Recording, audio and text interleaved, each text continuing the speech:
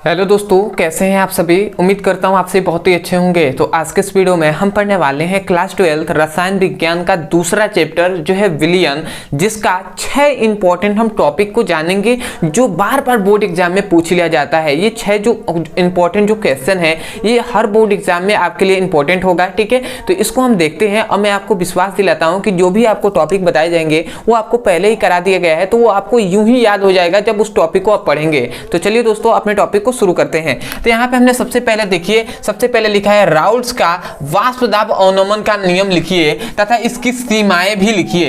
ये सबसे पहला इंपॉर्टेंट टॉपिक है। ये सभी भैया 3 नंबर से ऊपर के ही क्वेश्चन है, ठीक है। बस एक क्वेश्चन है जो भैया 2 नंबर में आपको कभी कभी 3 नंबर में पूछ लिया जाता है, 1 नंबर में भी पूछा जाता है, उसको मैं बताऊंगा। तो सबसे पहले ये जो भी इंपॉर्टेंट ये टॉपिक बढ़ाए जाएंगे ये सभी भैया 3 नंबर से ऊपर क्वेश्चन है। तो भैया 1 नंबर बहुत इंपॉर्टेंट है, तो ये तो 3 नंबर है, तो हमें कंफर्म करके ही जाना है। तो सबसे पहले कि राउल्ट्स के वाष्प दाब अवनमन का नियम लिखिए तथा इसकी सीमाएं भी लिखना है। अब भैया राउल्ट्स का वाष्प दाब अवनमन का नियम क्या है, या ऐसे कह दे कि राउल्ट्स का नियम लिखिए, बात दोनों एक ही है, ठीक है, ज्यादा अंतर नहीं है, उसमें कुछ भी अंतर नहीं है। तो आपको राउल्ट्स का नियम जो होता है वही आपको लिखना है और उसकी सीमाएं लिखना है। तो आशा करते हैं आप समझ गए होंगे। या कभी कभी राउल्ट्स का नियम ना देकर ऐसे कहेगा कि द्रव द्रव विलयन के लिए राउल्ट्स का नियम लिखिए, तो कभी भी आपको घबराना नहीं है। इसको बहुत तरीके से इस क्वेश्चन को पूछा जाता है बोर्ड एग्जाम में, तो कभी घबराना नहीं है। यदि राउल्ट्स का नियम यदि कह दिया तो आपको वही लिखना है जो हमने पढ़ाया है, तो ठीक है। अभी मैं बताऊंगा कि ऐसे इस सभी को टॉपिक को वीडियो आपको कहां मिलेंगे, वहां से आप उसकी पढ़ाई कर सकते हैं।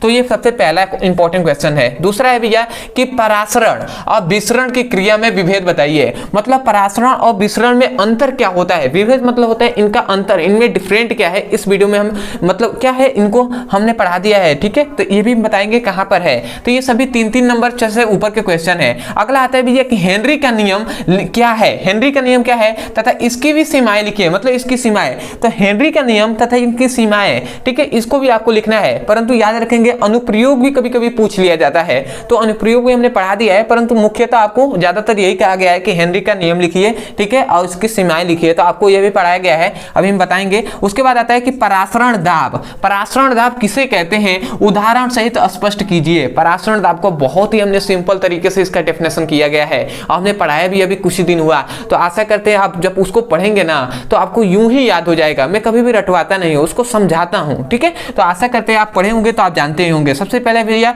ये आता है कि आदर्श विलयन और अनादर्श विलयन क्या है, परिभाषा सहित बताइए। मतलब आदर्श विलयन और अनादर्श विलयन क्या होते हैं ये भी हमने पढ़ा दिया है, तो ठीक है, इसको भी हम देखेंगे, ठीक है। उसके बाद आता है भैया कि देखिए निम्न पदों के लिए परिभाषित कीजिए, मतलब निम्न पदों को परिभाषित कीजिए, या कभी कभी कहते हैं कि निम्न पदों पर टिप्पणी लिखिए। अब ये पद कौन कौन से हैं, तो सबसे पहला है कि मूल अंश, या मूल अंश को मूल प्रभाज के भी नाम से हम जानते हैं। तो सबसे पहला आ जाता है कि मूल प्रभाज का परिभाषा लिखिए, ठीक है, उदाहरण से समझाइए। तो ये 2 नंबर में सभी क्वेश्चन आपसे पूछे जाते हैं, या कभी कभी टिप्पणी लिखने के लिए आ जाता है, तो इसको कंफर्म करके ही जाना है। सबसे पहले मूल प्रभाज या मूल अंश कहे। दूसरा आता है कि मूललता किसे कहते हैं, इनका परिभाषा लिखना है, फॉर्मूला लिखना है, मात्रक भी लिखना है। उसके बाद आता है मूलरता, ठीक है, ये मूललता है, ये मूलरता है, इसको भी आपको याद रखना है। फिर से अगला आता है कि द्रव्यमान प्रतिशत, द्रव्यमान प्रतिशत भी इंपॉर्टेंट है, आयतन प्रतिशत भी इंपॉर्टेंट है, परंतु आयतन प्रतिशत नहीं दिया था,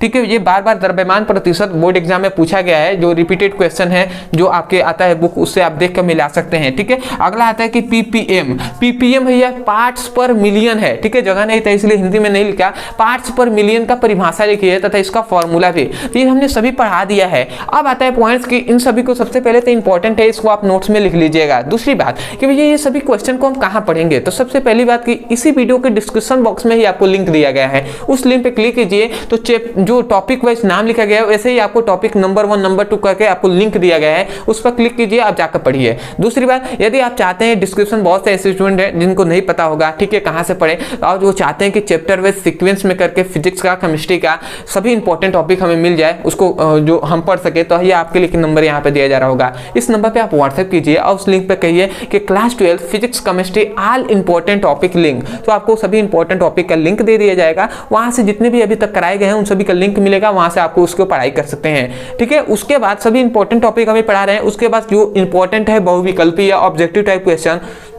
उनको हम देखेंगे। उसके बाद हम तीसरे में देखेंगे जितने भी न्यूमेरिकल है फिजिक्स और जो क्या होता है रसायन विज्ञान का, मतलब केमिस्ट्री और फिजिक्स का सभी इंपॉर्टेंट जो भी न्यूमेरिकल है चैप्टर वाइज उनको भी हम कराएंगे। तो आशा करते हैं आप समझ गए होंगे। तो चलिए दोस्तों आज के लिए इतना ही, मिलते हैं अगले वीडियो में। मैं यही कहूँगा कि सबसे पहले तो हाँ चैनल को सब्सक्राइब कर दीजिएगा, ठीक है, क्योंकि जो भी इंपॉर्टेंट टॉपिक आपको कराए जाएंगे वो सबसे पहले मिलेगा। तो चलिए दोस्तों आज के लिए इतना ही, मिलते हैं अगले वीडियो में, तब तक के लिए धन्यवाद। जय हिंद, जय भारत।